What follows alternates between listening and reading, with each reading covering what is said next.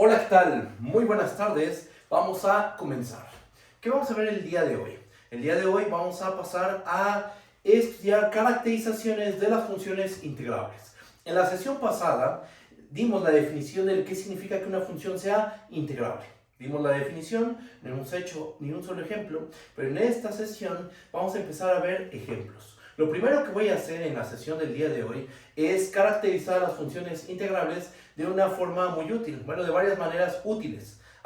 Después de eso, pasamos a dar ejemplos de funciones que son integrables, funciones que no son integrables. Después de eso, pasamos, si alcanza el tiempo, que no, bueno, la verdad todo esto que acabo de decir sí nos va a llevar bastante tiempo, pero si llegamos a ver todo eso y nos queda tiempo, pasamos a demostrar que toda función continua siempre va a ser una función integrable, ¿ok? Y bueno, ese es el plan. No creo que alcance para ver todo ese material. Lo último no creo que lo alcancemos a ver, pero todo lo anterior sí, ¿ok? Y bueno, pues no digo más, vamos a comenzar. Primero, un pequeño recordatorio de lo que hemos visto. A ver. Recordatorio. A ver. Vamos a tomar una función acotada. Sea f, una función definida en un rectángulo R, subconjunto de Rn hacia los reales. Acotada. Con R, ya saben cómo es R, ¿no? R que tiene que ser un rectángulo n-dimensional. Es decir, es el producto cartesiano de n intervalos cerrados. ¿Ok? Entonces tienes tu función acotada definida sobre un rectángulo n-dimensional. Sea A igual al conjunto de todas las sumas inferiores de f respecto a la partición P, tal que P corre en el conjunto de todas las particiones del rectángulo R. Recuerda, ¿qué significa esta notación? ¿Qué es P sub R? P sub R es el conjunto de todas las particiones posibles sobre el rectángulo R. ¿Okay? Hay un montón de particiones que podemos considerar para el rectángulo R. Bueno, pues en una bolsita mete todas esas particiones y vamos a denotar esa bolsita como P sub R. Este conjunto lo denotamos por P sub R. Entonces, tienes al conjunto de todas las sumas inferiores y tenemos también al conjunto B de todas las sumas superiores. Partición P, tal que P igual corre en el conjunto de particiones sobre el rectángulo R. Entonces, geométricamente, ¿cómo se ven estos conjuntos? Geométricamente, estamos en esta situación. A ver, aquí tenemos a la recta real. F es una función, efectivamente, pero una suma inferior y una suma superior, ¿qué son? Son números reales. Entonces, el conjunto A y el conjunto B, ¿qué son? Son subconjuntos de la recta real. ¿Cómo se ven esos subconjuntos? ¿Cómo podemos visualizarlos? Bueno, los podemos visualizar de la siguiente manera. Al conjunto A lo podemos pensar aquí. Por ejemplo, aquí tenemos a nuestro conjunto A, que es el conjunto de todas las sumas inferiores. Al conjunto B, ¿dónde podemos visualizarlo? Lo podemos visualizar por acá. Aquí está el conjunto B. Y a lo mejor alguno de ustedes se cuestiona, ¿y por qué lo podemos ver de esa manera? ¿Por qué no A entonces está del otro lado y B del otro lado? Bueno, porque nosotros recuerden que demostramos que para cualesquiera particiones, aquí pongo el recordatorio, para cualesquiera particiones, la suma inferior de f respecto a la partición P es menor o igual a la suma superior de f respecto a la partición Q.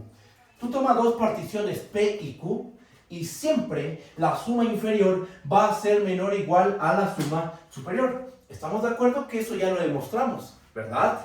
Entonces, ¿cómo se ve el conjunto de sumas inferiores respecto al conjunto de sumas superiores? Pues se ve de esta manera. Las sumas inferiores se encuentran de este lado y las sumas superiores de este otro lado. No puede ocurrir que haya una suma superior que quede por debajo de una suma inferior. Entonces podemos imaginar las cosas de esta forma. ¿Dónde se encuentra el supremo del conjunto de todas las sumas inferiores? Pues según este dibujo, este sería este puntito el dibujo, claro, este sería el supremo del conjunto A, ¿ok? Y aquí, ¿a quién tenemos?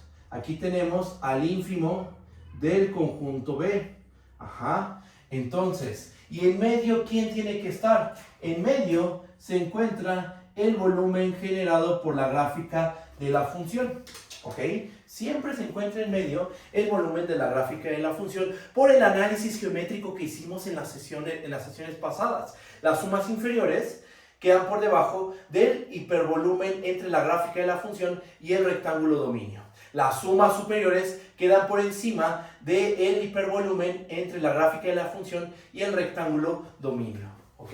Entonces, geométricamente tenemos esta situación. Aquí está el conjunto de sumas inferiores, de este lado está el conjunto de sumas superiores y en medio se encuentra el volumen engendrado por la gráfica de la función y el dominio, ¿ok?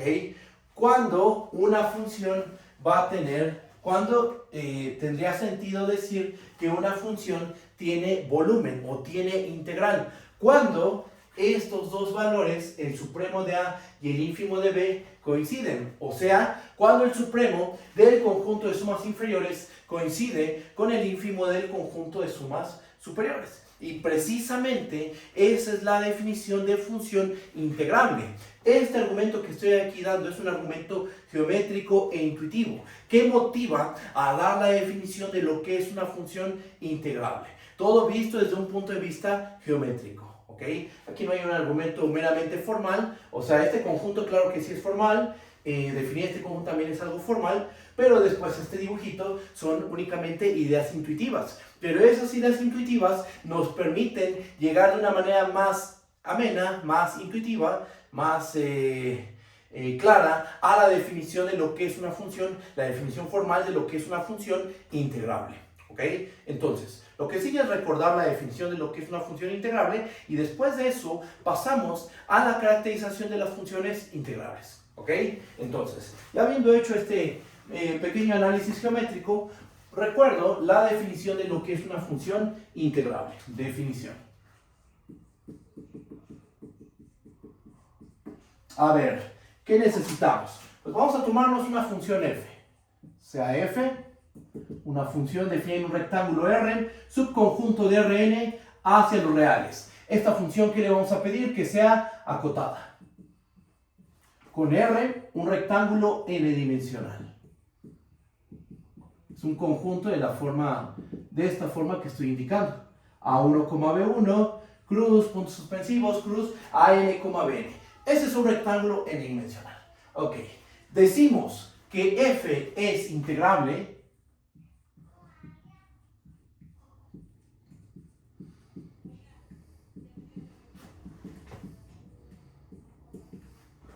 sobre R.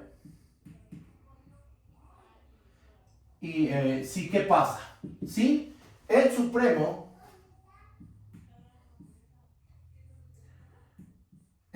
¿de qué conjunto? Del conjunto de todas las sumas inferiores de f respecto a la partición P, con P corriendo en el conjunto de particiones del rectángulo R, coincide con el ínfimo del conjunto de todas las sumas superiores de f respecto a la partición P, con P corriendo en el conjunto de particiones del rectángulo R. Si estos dos valores coinciden, el supremo del conjunto de sumas inferiores y el ínfimo del conjunto de sumas superiores, entonces vamos a decir que nuestra función es integrable. ¿Ok? Esto no siempre ocurre. Más adelante, en esta misma sesión, vamos a ver ejemplos de funciones para las cuales estos dos valores son distintos. Ajá. Más adelante, en esta sesión vamos a ver, pero esperen un ratito. ¿Ok? Pero cuando una función cumple que estos dos valores son iguales, vamos a decir que la función es integrable sobre el rectángulo R. En tal caso, vamos a escribirlo. En tal caso, al valor común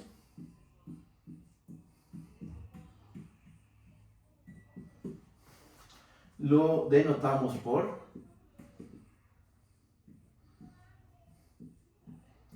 ¿cuál es el valor común? ¿A qué me refiero con el valor común? El valor común es precisamente este, el supremo del conjunto de sumas inferiores o el ínfimo del conjunto de sumas superiores. A ese valor común, ¿cómo lo vamos a denotar? De esta manera.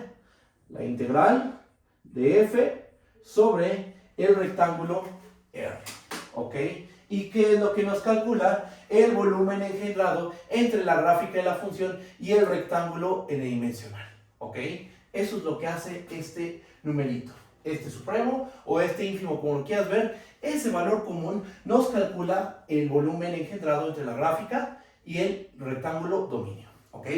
¿Cómo vamos? ¿Vamos bien o hay alguna duda? Si es que hay dudas, me pueden detener en cualquier momento. ¿Ok? Ahora, esta es nuestra definición de función integrable en el sentido de Darboux. Porque aquí quiero hacer un comentario. Esta es una definición de función integrable.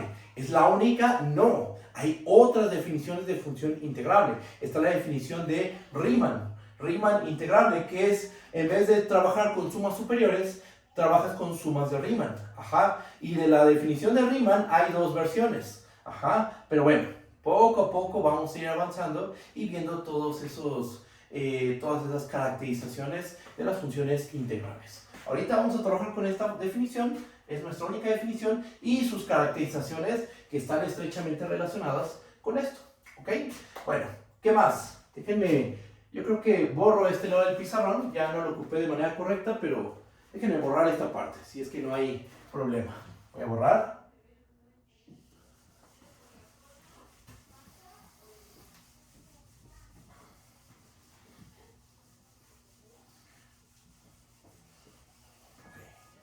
La borramos.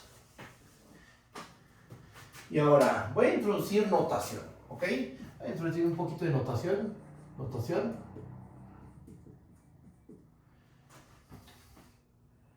Al supremo del conjunto de sumas inferiores de f respecto a la partición P, con P en el conjunto de particiones del rectángulo R, en algunos libros denotan, a esto se le conoce como la integral inferior, ¿ok?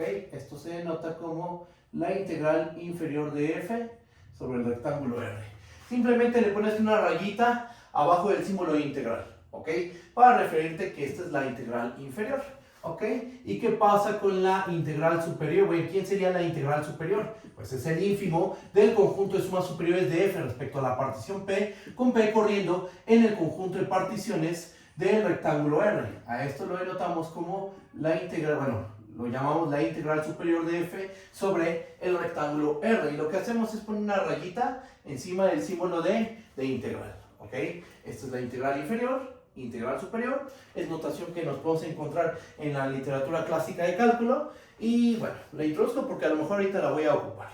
Ya habiendo introducido esta notación, ahora sí, se viene una parte bastante interesante. Lo que vamos a hacer a continuación es caracterizar a las funciones integrales. Ya tenemos nuestra definición, ya platicamos de ella, hicimos un análisis geométrico antes de dar la definición formal, dimos ideas intuitivas, geométricas y llegamos a esta definición.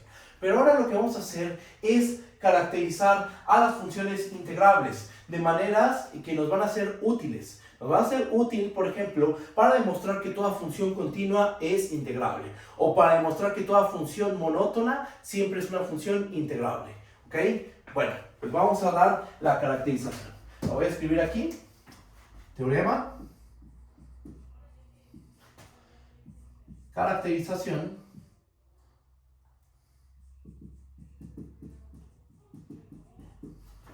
De las funciones integrales.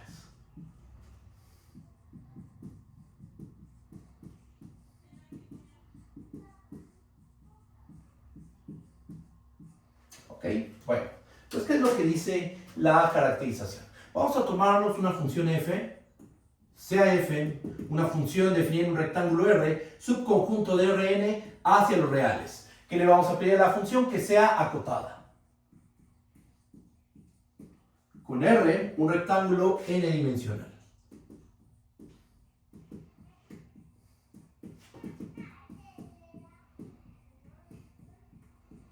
Muy bien.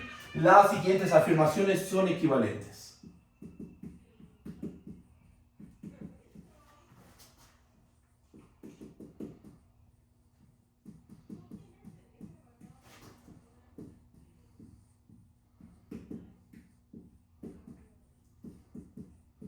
A ver, inciso A.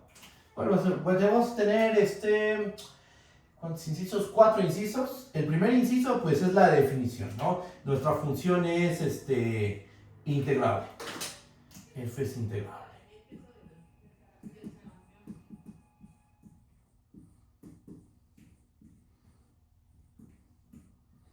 Ok, la definición. O sea, el supremo del conjunto de sumas inferiores es igual al ínfimo del conjunto de todas las sumas superiores. Va, inciso B. Inciso B dice que para cada épsilon mayor que 0 existe una partición a la cual le vamos a llamar P épsilon en el conjunto de particiones del rectángulo R. ¿Con qué virtud? Con la virtud de que la suma superior menos la suma inferior se hace menor que épsilon. ¿Ok? Ese es el inciso B. Ahora, inciso C. Existe una sucesión de particiones, vamos a denotarla así, P sub m, con m igual a 1 hasta infinito, una sucesión de particiones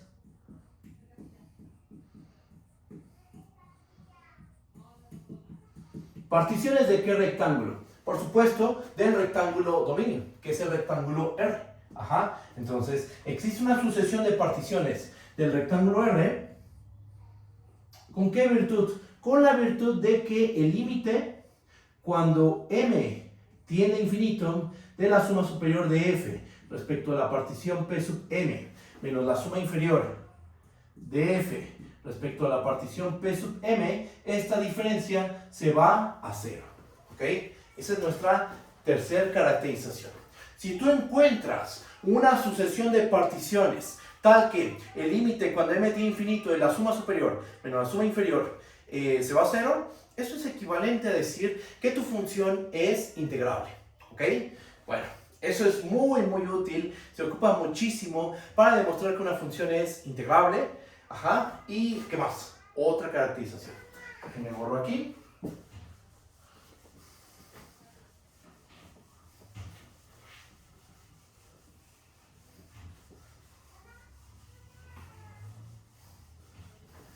Va a ser nuestro inciso D.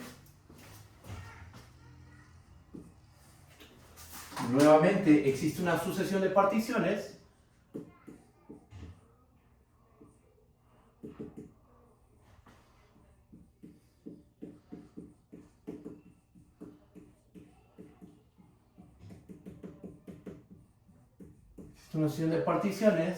del rectángulo R tal que el límite cuando m tiende a infinito de la suma inferior de f respecto a la partición Pm y el límite cuando m tiende a infinito de la suma superior de f respecto a la partición m existe. ¿Ok? O sea, si tú encuentras una sucesión de particiones tal que el límite de la sucesión de sumas inferiores y el límite de la sucesión de sumas superiores existen, si esos dos límites existen, entonces tu función tiene que ser integrable. ¿Ok? Bueno, ya. Teniendo, estas son nuestras caracterizaciones. Vamos a demostrar que los 4 incisos son equivalentes. ¿De qué manera le vamos a hacer? De la manera tradicional. A implica B, B implica C, C implica D y terminamos con D implica A. Hasta este momento, ¿hay alguna duda? ¿Todo bien? Ustedes me dicen, si hay alguna duda, la checamos. ¿Va? Entonces, si no hay dudas, voy a empezar con la demostración. Voy a empezar con A implica B, ¿vale? Y bueno, pues empezamos con la prueba. Demostración.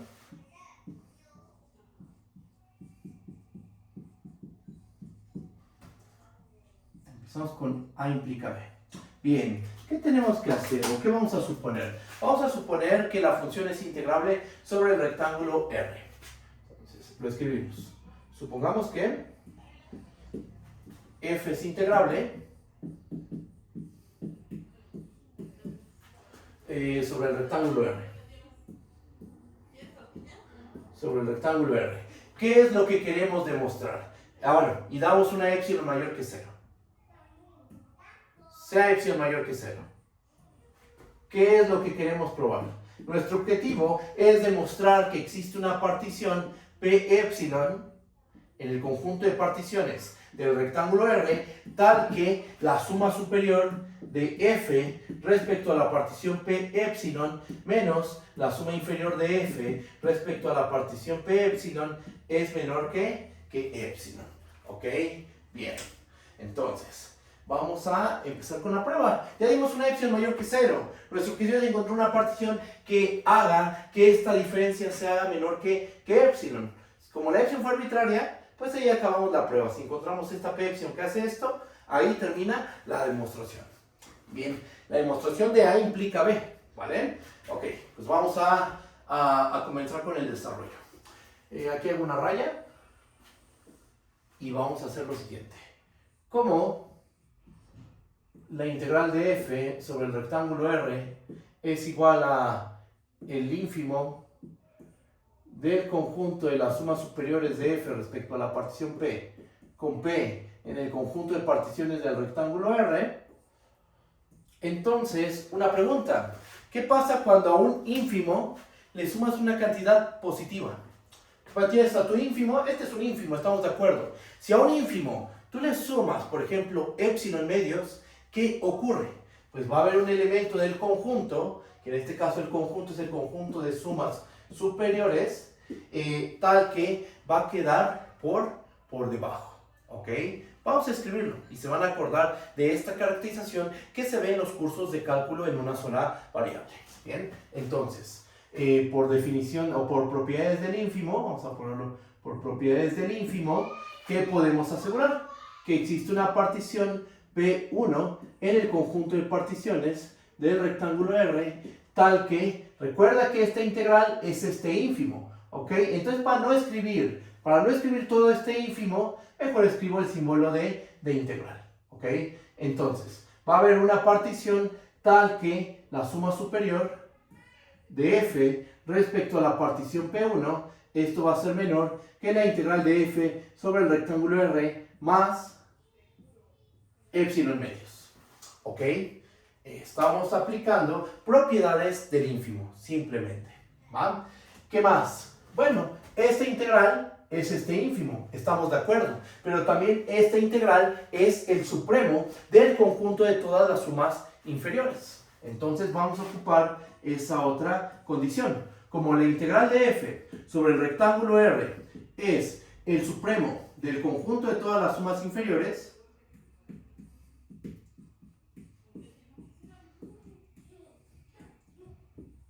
¿qué podemos asegurar? Otra vez, por propiedades del supremo. ¿Qué pasa si a un supremo tú le restas una cantidad positiva? Si tú tienes un supremo y le restas un poquito, ¿qué va a pasar? Va a haber un elemento del conjunto al que le estás tomando el supremo que va a quedar por delante. Son propiedades del supremo simplemente, ¿ok? Entonces, así como argumento aquí, argumento de este lado y escribo, por propiedades del supremo, debe existir una partición P2 en el conjunto de particiones del rectángulo R, tal que, y en lugar de escribir todo este supremo, que ocupa bastante espacio, pues voy a escribir la integral, ¿ok? Pero estamos usando propiedades del supremo, eso es lo que estamos haciendo. Existe una partición P2, tal que la integral de f sobre el rectángulo R menos epsilon medios, esto va a ser menor que la suma inferior de f respecto a la partición P2, ¿ok? Ahora, tenemos estas dos desigualdades. Tenemos esta desigualdad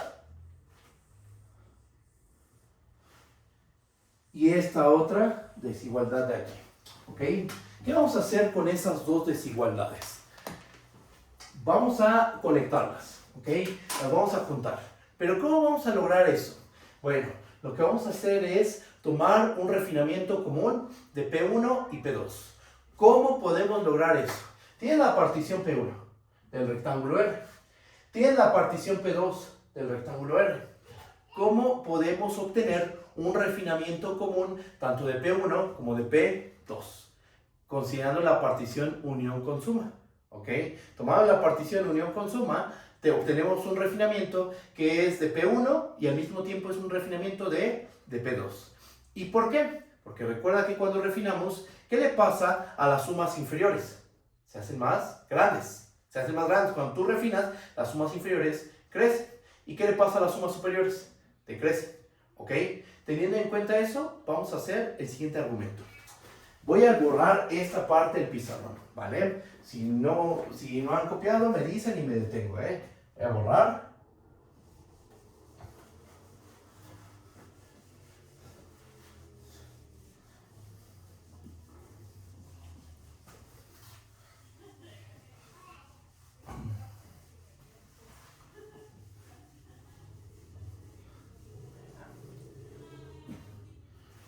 Entonces, lo que vamos a hacer es tomar un refinamiento común de P1 y P2. ¿Cuál? Vamos a tomar sea P epsilon igual a P1 unión con suma P2. Y vamos a argumentar de la siguiente manera. Como P epsilon refina a P1 y P2, entonces, ¿qué vamos a tener? Vamos a tener que la suma inferior de f respecto a la partición P, déjenme ver, la suma inferior de f respecto a la partición P2 va a ser menor o igual que la suma inferior de f respecto a la partición P epsilon. Y también vamos a tener que la suma superior de f respecto a la partición P1 va a ser mayor o igual que la suma superior de f respecto a la partición P epsilon. ¿Ok? Vamos a tener esas dos desigualdades. ¿Por qué se dan esas dos desigualdades? Porque recuerden, cuando uno refina, ¿qué le pasa a las sumas inferiores? Crecen. ¿Qué pasa cuando refinamos con las sumas superiores? Decrecen. Esta partición P epsilon es más fina que P1, así es. Entonces la suma superior de f respecto de P1 tiene que ser mayor o igual que la suma superior de f respecto a la partición P epsilon. ¿Ok? Y algo similar pasa con esta suma inferior. Bien. Teniendo en cuenta esto, podemos decir lo siguiente. Así las cosas. Y miren, vamos a tomarnos esta desigualdad. Vamos a escribirla. Tomamos la integral de f sobre el rectángulo R menos epsilon medios. Esto es menor que la suma inferior de f respecto a la partición P2. Como refinamos, esto es menor o igual a la suma inferior de f respecto a la partición P epsilon. Yo les dejé como ejercicio demostrar que una suma inferior y una suma superior, cuando tomamos la misma partición, se relacionan con un menor o igual. La suma inferior de f con respecto de P epsilon es menor o igual. Creo que no me va a caber todo en horizontal, así que yo creo que lo voy a bajar. ¿Okay? Déjenme borro esta parte. Vamos a borrar aquí. Y aquí lo coloco. Esto es menor o igual a la suma inferior de f respecto a la partición P epsilon. Esto es menor o igual a la suma superior de f respecto a la partición P epsilon. Y por lo que tenemos justo aquí, la suma superior de f respecto a la partición P epsilon es menor o igual a la suma superior de f respecto de P1. Y ahora, la suma superior de f respecto de P1, ¿cómo se relaciona con este valor? Con un menor estricto. Vamos a escribir ese menor estricto. Nos termina quedando que esto es menor a la integral de f sobre el rectángulo R más epsilon medios. ¿Ok? Ahora, tenemos un montón de desigualdades. Lo que nos va a interesar va a ser lo siguiente. Nos va a interesar esta parte, esto y esto de aquí y también esto de aquí. ¿Ok? Entonces, considerando nada más esas desigualdades, ¿qué nos termina quedando? Voy a borrar esta parte del pizarrón.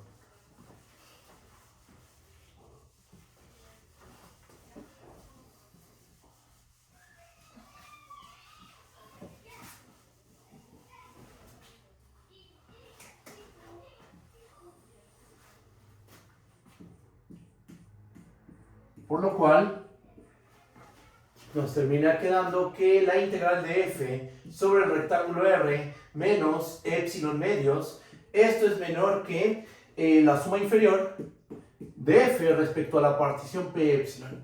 Esto a su vez es menor o igual que la suma superior de f respecto a la partición p epsilon, y esto es menor que la integral de f sobre el rectángulo R más epsilon medios. Y aquí voy a hacer un pequeño recordatorio antes de continuar. Lo voy a poner en un paréntesis porque tal cual no forma parte de la prueba, pero miren, si tenemos que A es menor a B, B es menor a C y C es menor que D, entonces, ¿cómo se compara C menos B con respecto de D menos A? Pues vamos a tener que C menos B es menor que D menos A, ¿ok? Este es el recordatorio que quería hacer, porque estamos en esa situación. Si se dan cuenta, aquí tenemos 4 números, A, B, C y D, ordenados de esta manera. Aquí también tenemos esos 4 números. Bueno, vamos a ponerle, si quieren, aquí menores iguales. Entonces, nos va a terminar quedando, aquí tenemos un número, otro número, otro número y otro número, ¿ok? Tenemos 4 números ordenados. ¿Qué va a ocurrir? Que D menos A es mayor o igual a C menos B, ¿ok? Apliquemos este recordatorio a esta cadena de desigualdades. ¿Qué nos va a terminar quedando? Aplicando el recordatorio, por el recordatorio, nos va a terminar quedando, tomamos la diferencia de estos dos valores, ¿cuánto nos va a dar la diferencia de este valor con este valor de aquí? Nos va a terminar quedando epsilon. ¿Por qué? Porque aquí tenemos la integral de f sobre r menos esta integral de f sobre r, se van a cancelar. Ajá, este menos se va a hacer un más y nos va a terminar quedando, por el recordatorio, del lado derecho nos va a quedar epsilon. Ahora, al hacer la diferencia de estos dos valores, que son los dos del medio, nos va a quedar suma superior menos suma inferior. Nos queda la suma superior de f respecto a la partición p epsilon menos la suma inferior de f respecto a la partición p epsilon, y nos termina quedando aparte un menor estricto. ¿Por qué nos queda un menor estricto? Porque aquí tenemos menores estrictos, ¿ok? Por eso nos van a quedar menores estrictos. Y con esto, ¿qué demostramos? Dimos una epsilon mayor que 0. Cualquier epsilon, tomamos una epsilon mayor que 0 arbitraria y demostramos que hay una partición con la virtud de que la diferencia de la suma superior con la suma inferior se hace menor que epsilon, que es precisamente lo que queríamos demostrar, ¿ok? Y ahí acaba la prueba de A implica B. Si tu función es integrable sobre el rectángulo R, entonces para cada epsilon mayor que 0 existe una partición, que en nuestro caso fue esta P epsilon, tal que la suma superior menos la suma inferior se hace menor que epsilon. Y aquí acaba la prueba de A implica B, ¿ok? ¿Cómo lo ven? ¿Si está bien o hay alguna duda? Cualquier duda me pueden decir, ¿ok? Nuestra P epsilon fue esta. Fue P unión P2 con suma. Ajá. Donde P1, ¿cómo la obtuvimos? Pues del hecho de que f es integrable. Como f es integrable, nuestra integral es igual a este ínfimo. Y por propiedades del ínfimo, sabemos que existe una P1 que hace esto. Nuevamente, como nuestra integral es este supremo, por propiedades de supremo, hay una partición que hace que se cumpla esta desigualdad, ¿ok? Y bueno, con eso acaba la prueba de A implica B. Ahora lo que voy a hacer es pasarme a B implica C. Vamos para allá. Voy a borrar esto.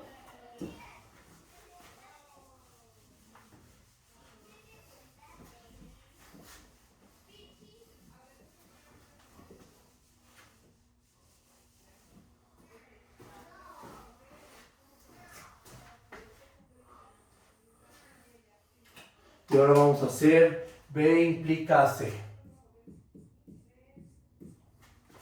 ¿Qué vamos a suponer ahora? Ahora lo que vamos a suponer, voy a empezar aquí. Supongamos que para cada epsilon mayor que 0 existe una partición P epsilon tal que la suma superior de f respecto a la partición P epsilon menos la suma inferior de f respecto a la partición P epsilon se hace menor que epsilon. Ok, ese es el inciso B. ¿Qué es lo que queremos demostrar? Queremos demostrar que existe una sucesión de particiones, existe Pm con m igual a 1 hasta infinito, una sucesión de particiones,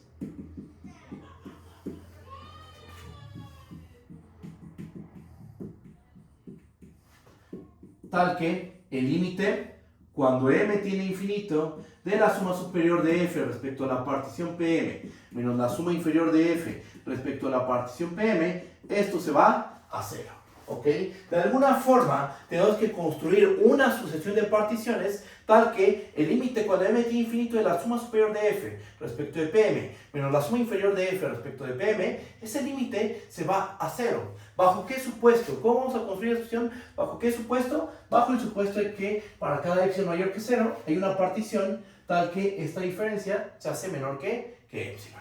Bien, vamos a empezar con la construcción. Fíjense, vamos a hacer lo siguiente. Chequen. Si epsilon es igual a 1, ¿qué podemos hacer? Por nuestra hipótesis, existe una partición P1 en el conjunto de particiones del rectángulo R, tal que pasa lo siguiente. La suma superior de f respecto a la partición P1 menos la suma inferior de f respecto a la partición P1, esto se hace menor que 1. Ok. Sabemos que para cada epsilon mayor que 0 pasa esto. Para todo epsilon mayor que 0, en particular, tomando epsilon igual a 1, hay una partición que hace que esta diferencia sea menor que 1. ¿Ok? Con epsilon igual a 1. Ahora, si epsilon es igual a 1 medio, bueno, nuevamente, por nuestra hipótesis, que sabemos que existe una partición P2 en el conjunto de particiones del rectángulo R, tal que la suma superior de f respecto a la partición P2 menos la suma inferior de f respecto a la partición P2 se hace menor que 1 medio. ¿Por qué sabemos que se cumple esto? Por nuestra hipótesis. Aquí está el cuantificador para todo epsilon mayor que 0. Si en particular yo tomo epsilon igual a 1 medio, pues hay una partición tal que esta diferencia se va a hacer menor que 1 medio. Y podemos continuar con epsilon igual a 1/3, epsilon igual a 1/4, epsilon igual a 1 entre m. ¿Ok? Entonces, aquí pongo unos puntos suspensivos y hago el caso general. Si epsilon es igual a 1 entre m, con m un natural, por supuesto, entonces usando nuestra hipótesis, sabemos que existe una partición Pm en el conjunto de particiones del rectángulo R, tal que la suma superior de f respecto a la partición Pm menos la suma inferior de f respecto a la partición Pm, esto se va a hacer menor que 1 entre m. Y ponemos puntitos suspensivos. Y más puntitos suspensivos. Ahí está. Y continuamos con este proceso. O sea, tomamos epsilon igual a 1 medio, 1/3, 1/4, 1/5, 1 entre m más 1. ¿Y qué es lo que vamos obteniendo? Vean, P1, P2, Pm, y sigue la lista. Estás obteniendo una sucesión de particiones. ¿Cómo obtuviste esa sucesión de particiones? Por nuestra hipótesis de que para cada epsilon mayor que 0 hay una partición que hace que esta diferencia se haga menor que epsilon. ¿Ok? Entonces, estamos obteniendo esa sucesión. ¿Va? Pero vamos a ver que esa sucesión que estamos obteniendo es buena. O sea, que el límite cuando m tiene infinito de la suma superior de f respecto de Pm menos la suma inferior de f respecto de Pm tiende a 0 cuando m se va a infinito. ¿Ok? Bueno, pero vamos bien. Cualquier duda me dicen, ¿eh? Ahorita estamos en la parte principal de la prueba, ya estamos a nada de terminarla. Esta es la parte más sustancial, ya nos falta un cachetito y acaba la prueba de B implica C. ¿Ok? Voy a borrar esta parte del pizarrón si no hay problemas. Borramos.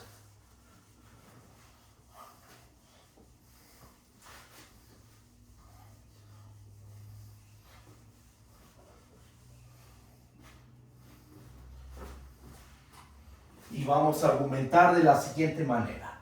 Así las cosas, obtenemos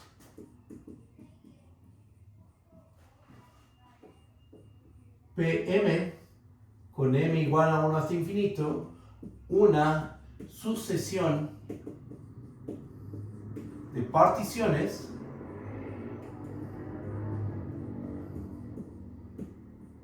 tal que para cada m natural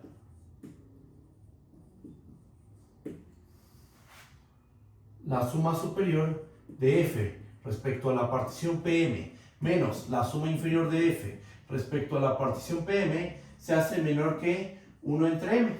Ajá. Ahora, ¿qué podemos aplicar? ¿Qué resultado de cálculo en una sola variable podemos ocupar? Pues, podemos argumentar de varias maneras. De una manera que a mí me gusta mucho es aplicando el teorema del sándwich para sucesiones. ¿Ok? Entonces recuerdo el teorema del sándwich y lo aplicamos. ¿Va? Entonces aquí abro un paréntesis para recordar el teorema del sándwich.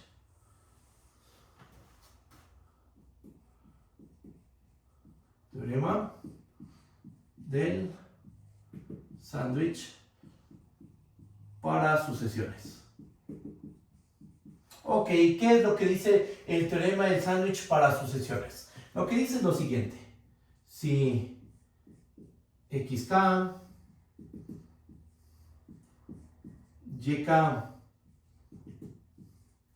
y zk son sucesiones de reales, tales que, punto 1, xk es menor o igual a yk, menor o igual a zk para cada k natural. Y punto 2, el límite cuando k tiene infinito de xk es igual al límite cuando k tiene infinito de zk. Bajo estas condiciones, déjenme quitar esta raya, bajo estas condiciones podemos asegurar, tienes tres sucesiones, vamos a decirlo de esta manera, la sucesión pequeña, la sucesión grande y la sucesión mediana. ¿Por qué? Bueno, porque están relacionados vía estas desigualdades, ¿sí estamos de acuerdo? Tienes la sucesión pequeña, la mediana, la grande. Donde la sucesión pequeña y la sucesión grande tienen el mismo límite. Cuando estás en estas condiciones, obligas a que la sucesión del medio también tenga límite. ¿Qué es lo que vamos a decir aquí? Bajo estas condiciones, podemos decir que la sucesión del medio, o sea, la sucesión YK, este límite existe y aparte de que existe, los tres límites van a ser iguales. El límite de la sucesión XK va a coincidir con el límite de la sucesión YK y va a coincidir con el límite de la sucesión ZK. Todo cuando la K tiende a infinito. ¿Ok? A ver. Ahí está. Recordatorio de cálculo en una sola variable, teorema del sándwich para sucesiones. Con ese teorema vamos a argumentar, vamos a aplicarlo para concluir que la sucesión de diferencias de suma superior con suma inferior se va a cero.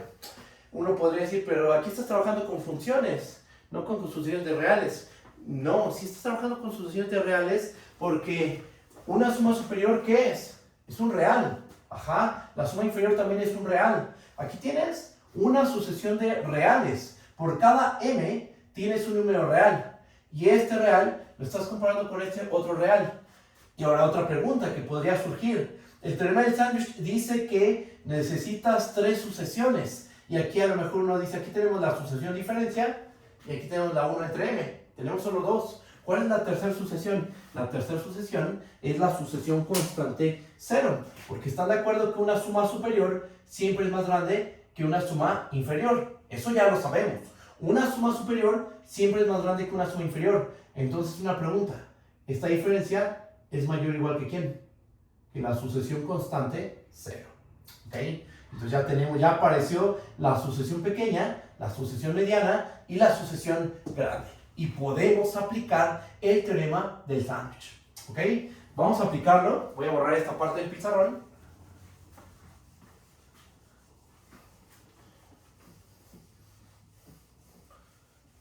Y si me lo permiten, déjenme borrar también esta parte. ¿Ok? Si no hay tema, déjenme borrar esto y continúo. ¿Va? No hay problema. Voy a borrar, ¿eh?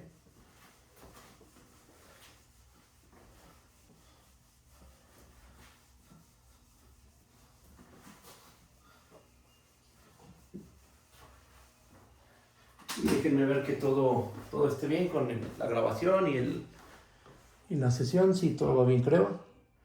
Ok. Bien, a ver, déjenme ver. Aquí está bien. Ok, bien. Entonces, pues tal cual, vamos a aplicar teorema del sándwich. Aplicando el teorema del sándwich,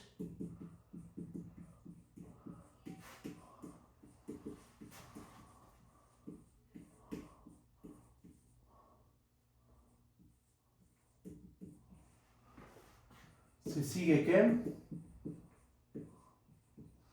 el límite, cuando m tiende a infinito, de la suma superior de f respecto a la partición Pm menos la suma inferior de f respecto a la partición Pm se va a 0. Sí, ¿verdad? Sí, o sea, sí aplicamos bien el teorema del sándwich, ¿o no? Sí lo aplicamos bien, porque la sucesión 1 entre m, cuando m tiene infinito, ¿a dónde va? Se va a 0. Y la sucesión constante 0, cuando m tiende infinito, ¿a dónde tiende? También tiende a 0. La sucesión grande tiende a 0, la sucesión pequeña tiende a 0, entonces la sucesión del medio también debe de converger a 0. Si estamos de acuerdo, ¿verdad? Y por eso es que pudimos aplicar el teorema del sándwich y concluir que la sucesión del medio, que es la sucesión de diferencias, debe de tender a 0. Y listo.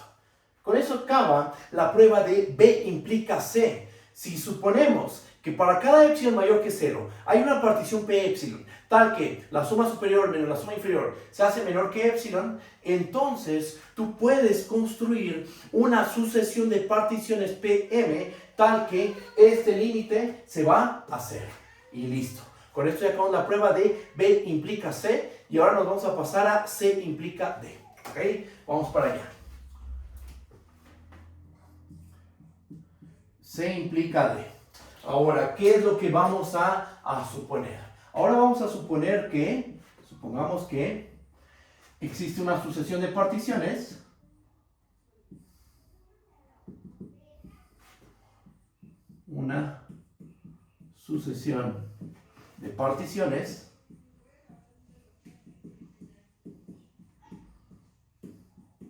tal que el límite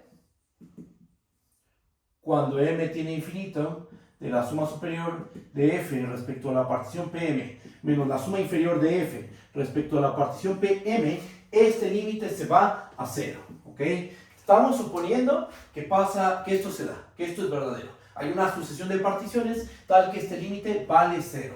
¿Qué es lo que queremos demostrar? Nuestro objetivo es demostrar que existe una sucesión de particiones tal que este límite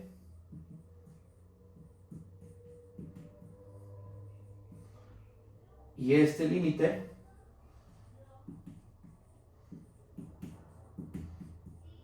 ¿qué va a pasar con estos dos límites? Existen.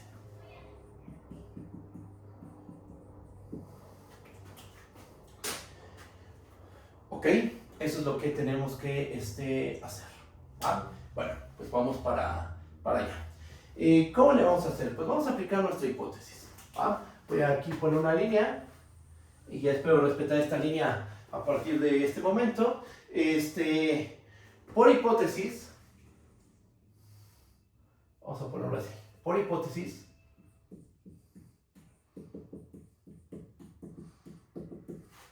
existe Pm con m igual a 1 hasta infinito, una sucesión de particiones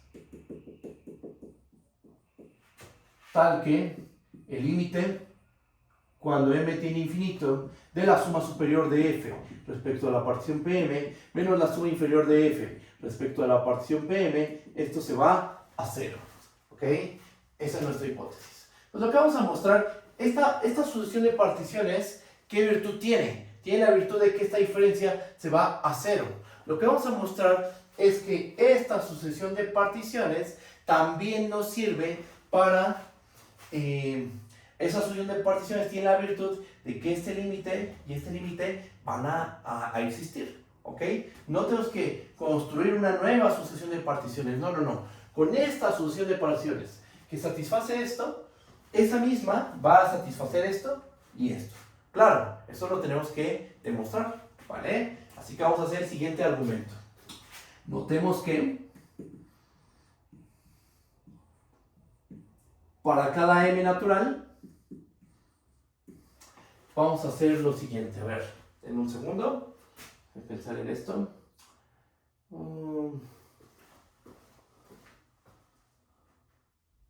Vamos a tomar la integral superior de f sobre el rectángulo R.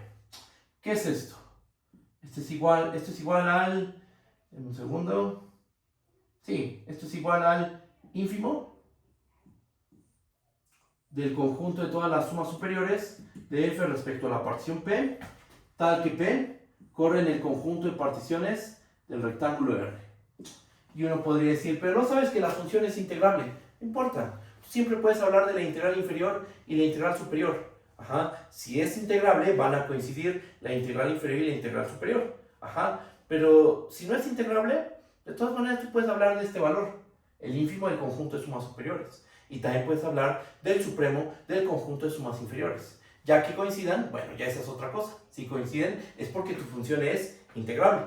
Pero no vamos a ocupar que la integral inferior y la superior van a coincidir. ¿Vale? Bueno, tenemos ese valor. Ahora, ¿cómo se compara el ínfimo del conjunto de sumas superiores con la suma superior de f respecto a la partición PM? Pues con un menor o igual. ¿Ok? Tenemos esto. Ahora, vamos a sumar un 0.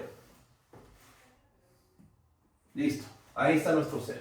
Pero ese 0 vamos a escribirlo de una manera conveniente. ¿Cómo? Vamos a escribirlo de la siguiente manera. Esto es la suma superior de f respecto a la partición PM menos la suma inferior de f respecto a la partición PM más la suma inferior de f respecto a la partición PM. Ok, ahora vamos a hacer lo siguiente. Agrupamos. Y una pregunta, esta suma inferior, ¿cómo se compara? Déjenme escribir esta diferencia de la suma superior con la suma inferior.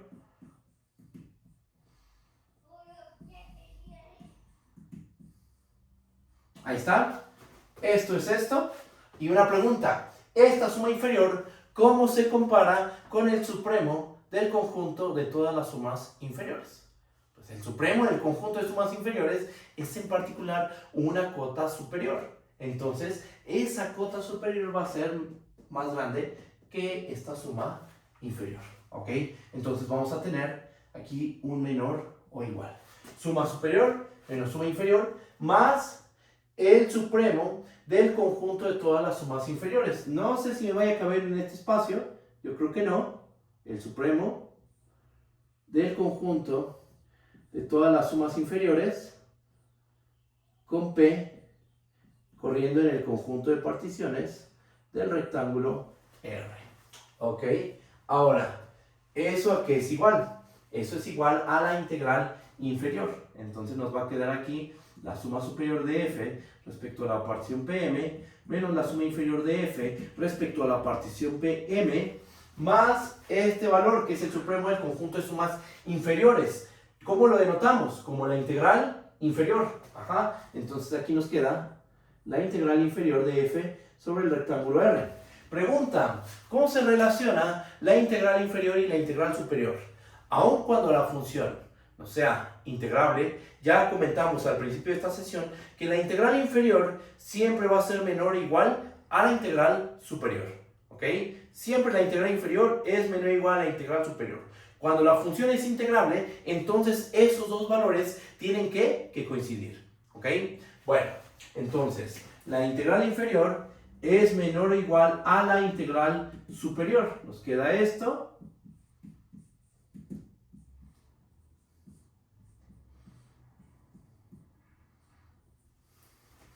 Ok, ya después de haber hecho todo este argumento algebraico, fíjense, tenemos aquí a la integral superior, que podríamos pensar, ¿este es un número real? Sí, es un número real, es un número real constante. Podríamos pensar esto como la sucesión constante, este valor. Después, aquí en medio, ¿dónde está? Aquí, tenemos esta sucesión. la sucesión de sumas superiores de f respecto a la partición Pm. ¿Ok? ¿Y qué más? Tenemos una tercera sucesión, que es esta de aquí, que es la suma superior de f respecto de Pm menos la suma inferior de f respecto de Pm más la integral superior de f sobre el rectángulo R. Tenemos tres sucesiones. Vamos a escribir esto del otro lado del pizarro, de este lado.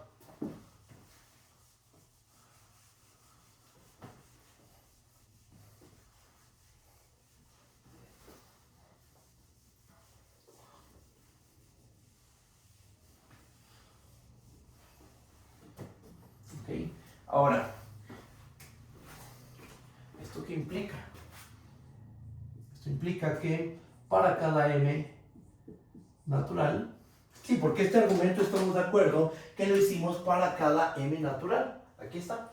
Para cada m natural tenemos que la integral superior de f sobre el rectángulo R es menor o igual a la suma superior de f respecto a la partición Pm menos la suma inferior de f respecto a la partición Pm, y esto a su vez es menor o igual a... No, pero lo estoy escribiendo mal, perdón. Aquí es suma superior, la suma superior de f respecto a la partición Pm, y esto es menor o igual a la suma superior de f respecto a la partición Pm menos la suma inferior de f respecto a la partición Pm más la integral de f sobre el superior, la integral superior de f sobre el rectángulo R. Ok, ¿qué vamos a hacer? Lo que vamos a hacer es aplicar nuevamente el teorema del sándwich para sucesiones de números reales. ¿Estamos de acuerdo que aquí tenemos tres sucesiones? Tenemos tres sucesiones. Una es la sucesión constante, la integral superior de f sobre el rectángulo R. La sucesión pequeña. La sucesión mediana, ¿cuál es? La sucesión mediana es la suma superior de f respecto a la partición Pm. ¿Y cuál es la sucesión grande? La sucesión grande es la suma superior de f respecto a la partición Pm menos la suma inferior de f respecto a la partición Pm más la integral superior de f sobre el rectángulo R. Esa es la sucesión grande. ¿Qué pasa con la sucesión pequeña y con la sucesión grande? ¿A dónde convergen? Convergen a la integral de f sobre el rectángulo R. Vamos a hacerlo explícito. Notemos que el límite, cuando m tiende a infinito, de la integral superior de f sobre el rectángulo R es la integral superior de f sobre el rectángulo R. Y claro, esto no tiene nada de extraño. Este es un número real. ¿Y es un número real que depende de m? No depende de m. Entonces, ¿cuál es el límite de una sucesión constante? La constante. Ahora, ¿qué pasa con la sucesión grande? ¿Cuánto vale su límite? El límite, cuando m tiende a infinito, de la suma superior de f respecto a la partición Pm menos la suma inferior de f respecto a la partición Pm más la integral de f, la integral superior de f sobre el rectángulo R. Por hipótesis, porque esa es nuestra hipótesis, porque estamos en la prueba de C implica D, nuestra hipótesis es que la sucesión Pm tiene la virtud de que este límite vale 0. Es más, lo voy a marcar en un cuadro. Nuestra hipótesis es que existe esta sucesión cumpliendo esto. Esto que estoy marcando de azul. El límite cuando m tiende a infinito de la suma superior menos la suma inferior es 0. ¿Ok? Entonces, ¿a dónde tiende esto? Esto tiende a 0. Esto es constante. Entonces, este límite tiene que ser la integral de f, la integral superior de f sobre el rectángulo R. ¿Ok? ¿Y luego qué? Pues con eso ya acabamos. Porque la sucesión pequeña y la sucesión grande convergen al mismo valor. Entonces la sucesión de en medio, ¿a dónde tiene que converger? A ese valor común. O sea, con este argumento ya podemos decir por teorema del sándwich que el límite cuando m tiende a infinito de la suma superior de f respecto a la partición Pm converge. ¿Ok? Si está bien argumentado o hay alguna duda. Si hay dudas, díganme por favor, no hay ningún problema. ¿va? Pero con este argumento, con una aplicación del teorema del sándwich, logramos concluir que el límite cuando m tiende a infinito de la suma superior de f respecto a la porción pm converge. ¿Ok? Ahora, ¿cómo lo hacemos para garantizar que el límite cuando m tiende a infinito de la suma inferior de f respecto a la porción pm también converge? Ahí ya es más sencillo. Es por propiedades operativas de la convergencia de sucesiones. Miren, fíjense bien.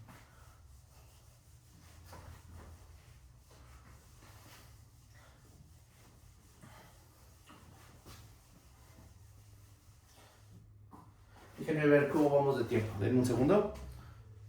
Ok, va. Chequen. Como el límite cuando m tiende a infinito de la suma superior de f respecto a la partición pm menos la suma inferior de f respecto a la partición pm tiende a 0, ¿qué pasa si a una sucesión que converge le multiplicamos un menos? ¿Sigue convergiendo o no? Sí, ¿verdad? ¿Y su límite quién es? Menos el límite. ¿Estamos de acuerdo? Entonces, como esta sucesión converge a 0, ¿están de acuerdo que esta sucesión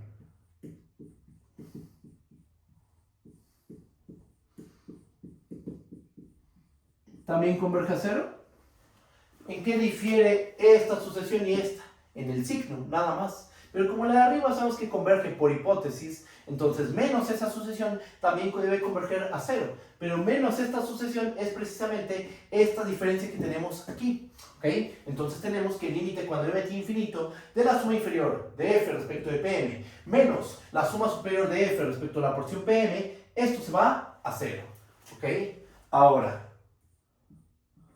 si nosotros sumamos sucesiones convergentes, obtenemos una convergente.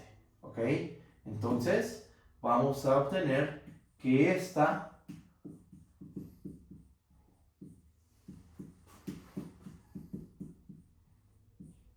sabes que converge por lo del argumento que hicimos arriba, pero vamos a sumarle esta. ¿Esta converge? Sí, porque es lo que vimos aquí. Ajá. Suma de convergentes, convergente. Es más, aquí lo escribimos. Suma de convergente, convergente.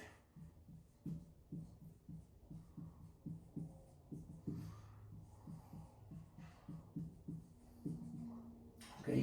Y después, ¿qué hacemos? Bueno, pues que esta es una manera muy, muy grande, muy choncha de escribir una sucesión que es más compacta, porque miren, menos la suma superior más la suma superior se cancelan, y esto es lo mismo que decir, esto es igual al límite cuando m tiende a infinito de la suma inferior de f respecto a la partición pm. ¿Ok? ¿Esta converge? Sí. ¿Esta converge? Sí. Suma de convergentes, convergentes, pero esta suma nos da la suma inferior de f respecto de pm. Entonces, esta también es convergente. Y listo. Con esto tenemos demostrado que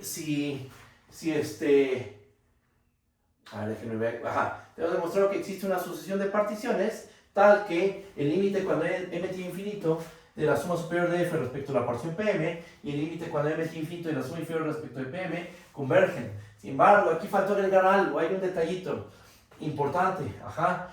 Estos dos límites tienen que coincidir, no es nada más que converjan a donde sea, no.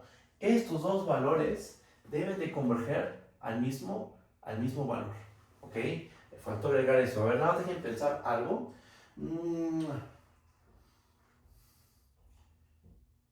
Sí, hay que agregar ese. O sea, aquí falta probar algo. Bueno, a ver, déjenme me explico bien.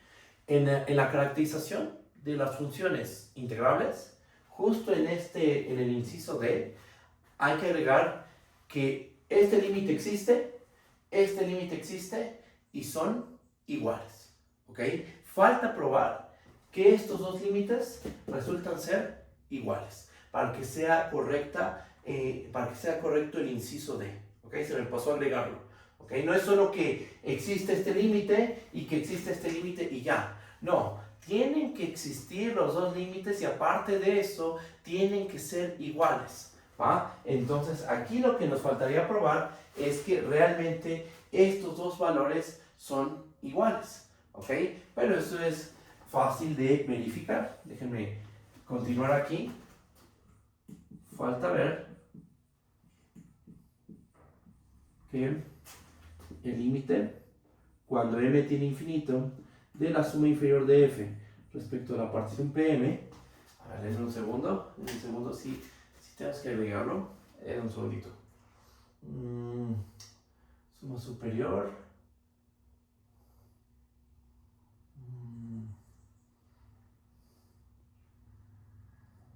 No, no es cierto, no hay que agregarlo. No hay que agregarlo. No, porque en teoría convergen en cero, ¿no? Exactamente, justo por lo que acabas de decir. Sí, no, está bien todo. Yo estaba confundiéndome. Está bien como lo enunciamos al principio. Está perfecto así como lo enunciamos. Sí, como dijo el compañero. Tú sabes. A ver, déjame pensar bien esto. A ver, aquí tengo una. No, espérenme, déjenme pensarlo bien.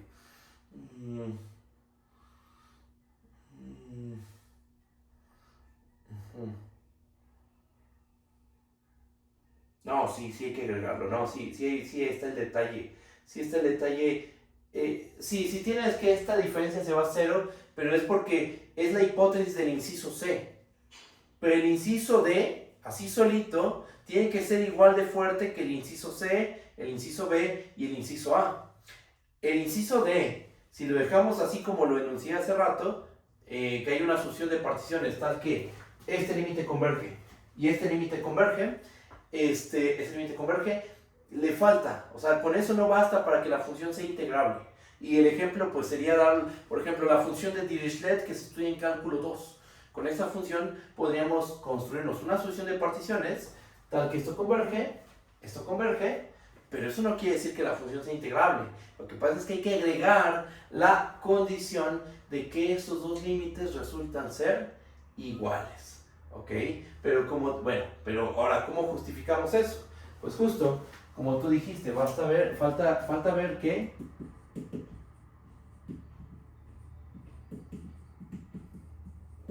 estos dos límites son iguales, pero ¿cómo lo argumentamos? Es inmediato,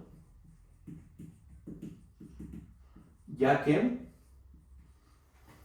el límite, cuando m tiene infinito, de la suma superior de f respecto a la partición Pm, menos la suma inferior de f respecto a la partición Pm, esto se va a cero.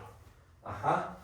Como esa diferencia se va a cero, de ahí se sigue, porque ya sabes que estos dos límites existen, o tú ya sabes que estos dos límites existen, y esto se va a cero, de ahí se sigue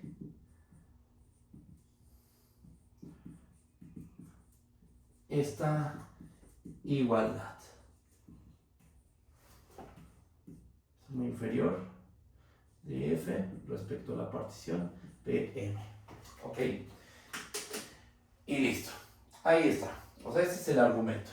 Con eso queda probado que estos dos límites son iguales. Y entonces, lo único que hay que corregir en el enunciado del teorema, porque si hay que corregir algo, en el enunciado de la caracterización es el inciso D. El inciso D se tiene que escribir de esta manera. Déjenme borro aquí y escribo correctamente el inciso D.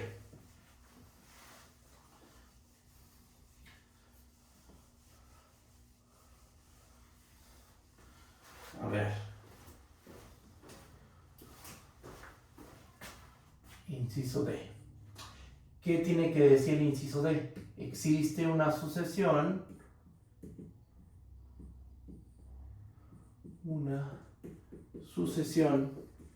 de particiones tal que el límite cuando m tiene infinito de la suma inferior de f respecto a la partición Pm es igual al límite cuando m tiene infinito de la suma superior de f respecto a la partición Pm. Así es como tiene que decir. Hay una sucesión de particiones tal que el límite de la sucesión de sumas inferiores de f respecto a la partición Pm es igual al límite, cuando m tiene infinito, de la sucesión de sumas superiores de f respecto a la partición Pm. Tienen que coincidir esos dos límites. Si coinciden, entonces eso sí es igual de potente que el inciso C, que el inciso B y el inciso A. ¿Ok? Entonces, error al principio de la sesión, ahí me equivoqué, una disculpa. Corríjanlo en el teorema, escríbanlo de esta manera. ¿Ok? Y bueno, ¿alguna duda, algún detalle con eso? Sin dudas me dicen y lo revisamos. ¿No? Bueno, ustedes me dicen, ¿eh? Pero ya lo probamos, o sea, ya lo probamos de la manera correcta. Ajá. Ahora, ¿qué es lo que nos falta ya para terminar esta prueba? Nos falta probar D implica A. Entonces, vamos hacia allá, vamos a probar D implica A, pero D implica A ya es muy sencillo. ¿Ok? Ya no nos va a costar trabajo, es simplemente manejar correctamente los supremos, los ínfimos y listo. ¿Los supremos de quién? El supremo del conjunto de sumas inferiores. ¿Y el ínfimo de quién? El ínfimo del conjunto de sumas superiores. ¿Va? Entonces, vamos para allá. ¿Qué vamos a suponer? Vamos a suponer que existe una sucesión de particiones tal que el límite, cuando m tiene infinito, de la suma inferior de f respecto a la partición Pm es igual al límite cuando m tiene infinito de la suma superior de f respecto a la partición Pm. ¿Qué es lo que queremos demostrar? El objetivo es demostrar que nuestra función es integrable. Pero ¿qué significa? ¿Cuál es nuestra definición? ¿Cuál es nuestra definición de función integrable? Para que una función sea integrable, el supremo del conjunto de sumas inferiores debe coincidir con el ínfimo del conjunto de todas las sumas superiores. ¿Estamos de acuerdo? Entonces lo que queremos probar es esto. Que el supremo del conjunto de sumas inferiores de f respecto a la partición P, con P corriendo en el conjunto de particiones sobre el rectángulo R, esto es igual al ínfimo del conjunto de las sumas superiores de f respecto a la partición P, tal que P corre en el conjunto de particiones del rectángulo R. ¿Ok? Bueno. Fácil. Esto no es complicado. Esto es fácil. Miren, vamos a hacer lo siguiente. Borro aquí.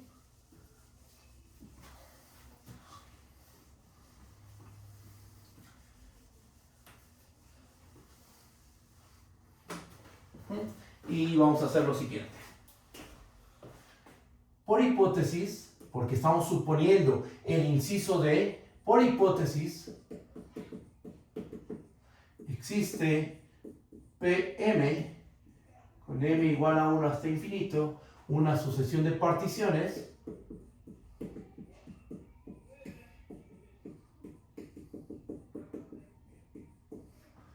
tal que el límite, cuando m tiene infinito, de la suma inferior de f respecto a la partición Pm coincide con el límite cuando m tiene infinito de la suma superior de f respecto a la partición Pm. Ahora vamos a notar lo siguiente. Notemos que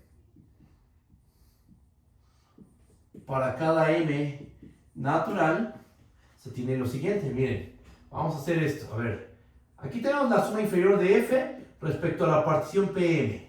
Pregunta: ¿cómo se compara esta suma inferior con el supremo del conjunto de todas las sumas inferiores? ¿Cómo se compara este número con el supremo del conjunto de todas las sumas inferiores? De f respecto a la partición P con P en el conjunto de particiones del rectángulo R. Pues vamos a tener aquí un menor o igual. Ahora, ¿cómo se compara el supremo del conjunto de sumas inferiores con el ínfimo del conjunto de todas las sumas superiores? Con un menor o igual también. Ajá. Esto lo comentamos al principio de la sesión. Aquí tenemos un menor o igual. Ahora, este ínfimo, el ínfimo del conjunto de sumas superiores de f respecto de p, con p corriendo en el conjunto de particiones sobre el rectángulo R, ¿cómo se compara con la suma superior de f respecto a la partición Pm? Con un menor o igual. ¿Ok? Entonces, ¿qué podemos hacer? Bueno, ¿a dónde converge la suma inferior de f respecto a la partición Pm? Al mismo valor que converge la sucesión de sumas superiores de f respecto a la partición Pm.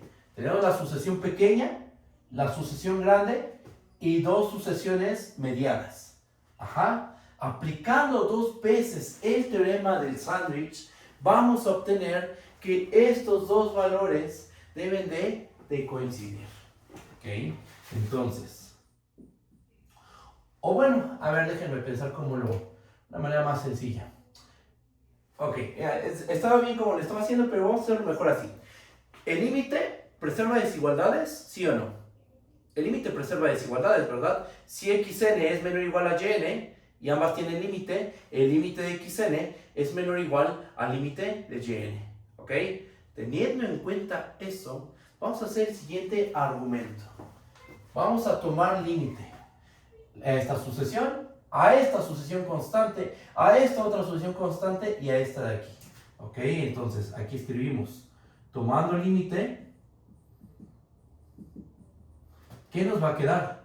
Nos queda el límite cuando m tiene infinito de la suma inferior de f respecto a la partición Pm. Nos va a quedar aquí este valor que ya no lo quiero escribir, así que nada más voy a poner el supremo de ya saben quién, es este supremo.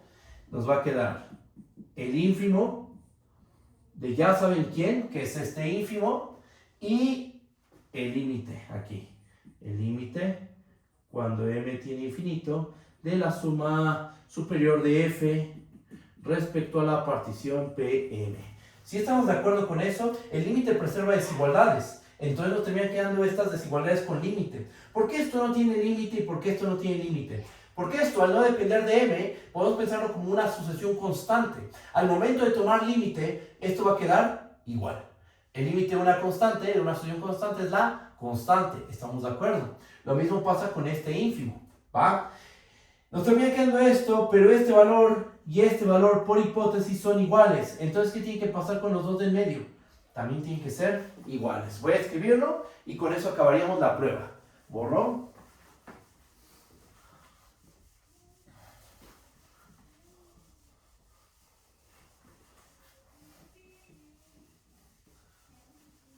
Creo que nos llevó bastante tiempo. Digo, es una prueba complicada. Bueno, no es complicada, es larga. Es una prueba un poco larga. Eso es lo que tiene. Pero bueno, a ver. Entonces, tomando el límite queda esto. ¿Y cómo? Vamos a escribirlo como el límite cuando m tiene infinito de la suma inferior de f respecto a la partición Pm es igual al límite cuando m tiene infinito de la suma superior de f respecto a la partición Pm. De aquí podemos concluir que el supremo del conjunto de sumas inferiores de f respecto a la partición P con P corriendo en el conjunto de particiones del rectángulo R, esto va a resultar ser igual al ínfimo del conjunto de sumas superiores de f respecto a la partición P con P corriendo en el conjunto de particiones del rectángulo R. Y si estamos de acuerdo, ¿no? Porque tienes que este valor es menor o igual a este es menor o igual a este es menor o igual a este, pero estos dos valores, los extremos, digamos, este y este, son iguales. Entonces lo del medio, ¿cómo tiene que ser? Tiene que ser igual. Ajá. Es como si tuvieras, o sea, por poner un valor numérico. Si te dicen 2 es menor o igual a x, x es menor o igual a y es menor o igual a 2, y te preguntan, ¿quién es x y y? Pues, ¿cuál es la respuesta? O sea, si tú ya sabes que este valor y este valor son el mismo, que es 2, y sabes que x y y están en medio, ¿quién tiene que ser x y quién tiene que ser y? Pues no les queda de otra más que ser 2. Esa es la respuesta, ¿no? X igual a y igual a 2. Ese es el argumento que estamos haciendo aquí. Ajá. Y bueno, no sé si dejar esto. Bueno, vamos a dejarlo. Y ahí acaba la prueba. ¿Por qué? Porque la definición de integrabilidad nos dice que para que una función sea integrable, este supremo y este ínfimo tienen que coincidir. ¿Probamos eso? Claro que sí. Aquí está la prueba. O sea, esta es la conclusión. A esto llegamos. A que este supremo y a que este ínfimo coinciden. Entonces ya aquí podemos decir que f es integrable. Y con eso ya acaba la demostración de nuestra caracterización de las funciones integrables. ¿Cómo lo ven? ¿Sí está bien? ¿O hay alguna duda? Si nos llevó algo de tiempo. No es que hayamos perdido tiempo, creo que pues es el tiempo que amerita esta prueba. Y bueno, ¿alguna duda, algún detalle antes de pasar a algo más? ¿Todo bien, seguros? Ustedes me dicen, Va. Entonces, yo creo que ahorita los ejemplos no los voy a hacer, pero sí voy a ver algo importante. Voy a generalizar a la partición homogénea. En cálculo integral, en una sola variable, se define la partición homogénea de un intervalo. ¿Qué virtud tiene esa partición? Bueno, pues tienes a tu intervalo A, B y lo que haces es dividir a tu intervalo en partes iguales, con una partición. Y justo esa se le conoce como la partición homogénea. ¿Okay? Vamos a recordar la definición de partición homogénea de orden M en un intervalo cerrado y después de eso vamos a generalizar la definición de partición homogénea a un rectángulo n-dimensional. ¿Ok? Entonces, bueno, no digo más, vamos a empezar con esto. ¿Va? Borro... ¿Qué borro? ¿Borro esta parte? No, borro esto. Borramos esto.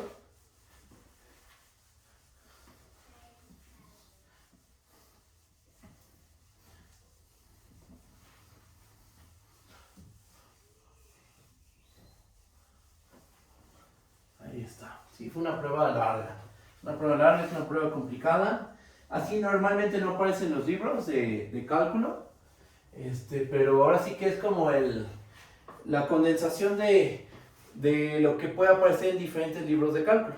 Ajá, no aparece normalmente así el enunciado. Normalmente esta caracterización viene así. F es integrable, sí, solo sí. Para cada epsilon hay una partición tal que suma superior menos suma inferior es menor que epsilon. Pero ya buscando, o sea, en ejercicios, en otros libros, pues podría, o sea, condensando todo eso, toda esa información, pues nos queda esta caracterización que vimos en la sesión de hoy. ¿Va? Bueno, ¿qué más? La partición homogénea. Recordamos la definición de partición homogénea en un intervalo cerrado. Recordatorio. Así lo vamos a poner, como un recordatorio.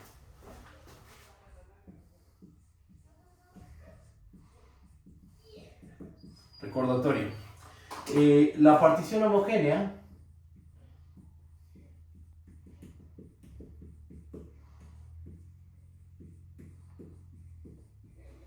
de orden n con m natural se define como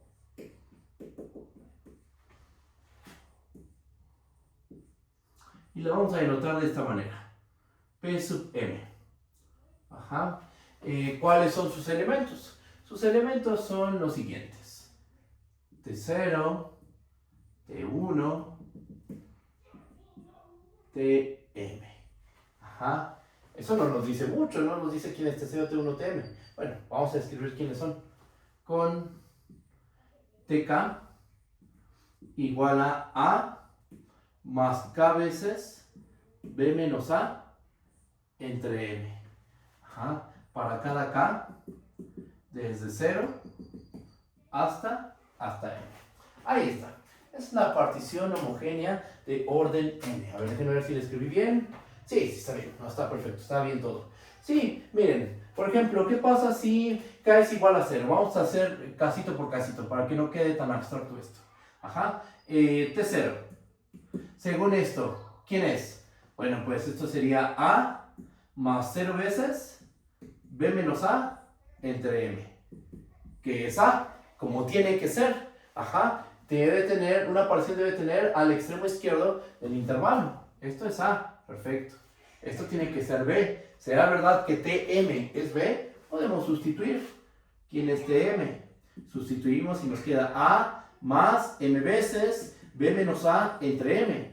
Cancelamos las M's. Después cancelamos esta A con esta menos A y nos termina quedando únicamente B. Perfecto. Como tiene que ser. Una partición de un intervalo A, B contiene el extremo izquierdo, al extremo derecho y una cantidad finita de puntos intermedios, ¿verdad? Y bueno, pues de ahí podremos construir a T1, T2, T3, T4. Ajá. ¿Qué virtud tiene esta partición? ¿Qué es lo especial de esta partición? Lo especial de esta partición es que divide al intervalo en m subintervalos de la misma longitud. ¿Ok? Entonces, eso lo ponemos como una observación. Voy a borrar aquí.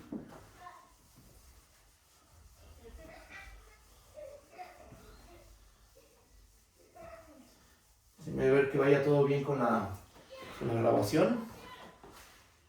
Sí, todo bien. Bien. Ok. Observación.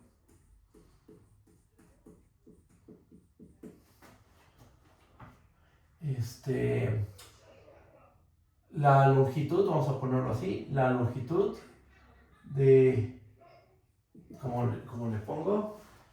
Oh, sí, la longitud del intervalo TK, TK más 1 es igual a 1 entre M para cada K desde 0 hasta M menos 1. O sea, cada intervalo inducido por la partición P, y aquí hago un dibujo, cada intervalo inducido por la partición P, aquí tenemos al punto A, aquí tenemos al punto B, y ocurre que cada intervalo inducido por la partición P, que aquí está el TK, aquí tenemos a TK más 1, cada uno de estos intervalos es de longitud 1 entre M. 1 entre M, no, perdón, B menos A entre M, B menos A entre M, ahí está, B menos A entre M, aquí ya me estoy equivocando, es B menos A entre M, ajá, aquí borro, es B menos A entre M, sí, perdoné, ahí está, cometí un error. La longitud es B menos A entre M, ¿cómo se puede comprobar eso? Sustituyendo, ¿quién es TK? TK es este valor, ¿quién es TK más 1? Sustituyes la K por un K más 1. Haces la diferencia, haces la cuentita, simplificas y te va a quedar B menos A entre M. No es algo difícil de comprobar, pero lo padre de esta partición es que todos los intervalos inducidos por la partición, todos van a tener la misma longitud. ¿Y eso en qué nos ayuda? Pues que, imagínate que tienes una partición que no es homogénea y quieres calcular las sumas superiores y las inferiores. Entonces, tienes que calcular la longitud de cada intervalo. Y vas a calcular la longitud de cada intervalo. Ajá, por separado. Pero cuando trabajas con una homogénea, tú sabes que todos los intervalos tienen la misma longitud. ¿Y cuál es esa longitud? La longitud del intervalo entre M, el orden de la partición homogénea. ¿Ok? Y eso simplifica los cálculos. Ya no hace falta calcular la longitud de todos los intervalos inducidos por la partición, porque ya sabes que todos tienen el mismo tamaño. Eso es lo especial. ¿Ok? Bueno, ahí está. Eso es un recordatorio de cálculo 2. Eso ya lo conocemos nosotros muy, muy bien. Ahora, lo que voy a hacer es dar la definición de lo que es la partición homogénea, pero para un rectángulo n-dimensional. Y hasta ahí me detengo. ¿Ok? Aquí la escribo. Definición. Vamos a tomarnos un rectángulo. Sea R igual a A1, B1, cruz, puntos suspensivos, cruz, AN, BN. Definimos para cada n natural, definimos la partición homogénea de orden M como el conjunto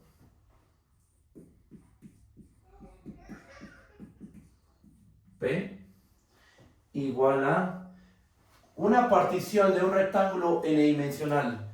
Está conformada por ¿qué? Por n particiones, ¿no? Una partición por cada factor. Entonces, es como el conjunto P, ¿cómo lo vamos a describir? Así, miren. P1M, cruz, puntos suspensivos, PNM, cruz, aquí, ajá. Debe haber n factores, estamos de acuerdo, porque estamos trabajando con un rectángulo n-dimensional. P1M es una partición de la 1, B1, P2M es una partición de la 2, B2, y PNM es una partición del intervalo cerrado AN, BN, ¿ok? Pero cualquier partición, no, aquí viene lo interesante, con P y M, la partición homogénea,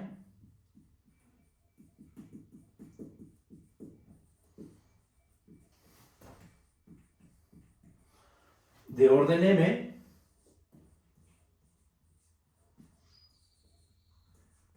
del intervalo AI, BI. Y esto pasa para cada I de 1 hasta N. Ahí está. O sea, para obtener la partición homogénea de orden M de un rectángulo n-dimensional, lo que tienes que hacer es tomar la partición homogénea de orden n del primer intervalo factor, del segundo intervalo factor, del enésimo intervalo factor y hacer el producto cartesiano de todas esas particiones homogéneas. Y a esa es a la que le vamos a llamar la partición homogénea de orden M del rectángulo n-dimensional. ¿Ok? Eso es la partición homogénea de orden n del rectángulo n-dimensional de aquí. ¿Ok? Y bueno, ya tenemos esa definición. ¿Nos va a ser útil? Sí, nos va a ser útil para los ejemplos. Por ejemplo, cuando queramos probar que la función, no sé, la x más y es integrable sobre el cuadrado unitario, lo que vamos a hacer es ocupar una de nuestras caracterizaciones de función integrable más la partición homogénea. ¿Por qué? Porque esta partición homogénea también va a tener la virtud de que la medida, la área de todos los rectangulitos inducidos por la partición va a ser la misma para todos. Ajá. Y eso simplifica considerablemente las cuentas. ¿Va? ¿Y qué más? Pues yo creo que, déjenme ver cómo vamos de tiempo. Sí, yo creo que hasta aquí le dejamos, ya avanzamos bastante. Ya en la siguiente sesión empezamos de lleno con los ejemplos. Ajá. Vemos, por ejemplo, que extendemos la función de Dirichlet, que se ve en cálculo en una sola variable, a varias variables. Demostramos que no es integrable. Demostramos que la función constante es integrable, que la x más y es integrable, que la e a la x más y es integrable, etc. Vamos construyendo varias funciones y viendo su integrabilidad, para después pasar a ver clases de funciones integrables. Porque toda continua es integrable, toda monótona es integrable, toda monótona por secciones es integrable, y después pasar a la parte operativa, ¿va? Pero bueno, eso lo hacemos en las próximas sesiones. Mañana nos vemos a la misma hora y en un rato subo la grabación. ¿Va que va?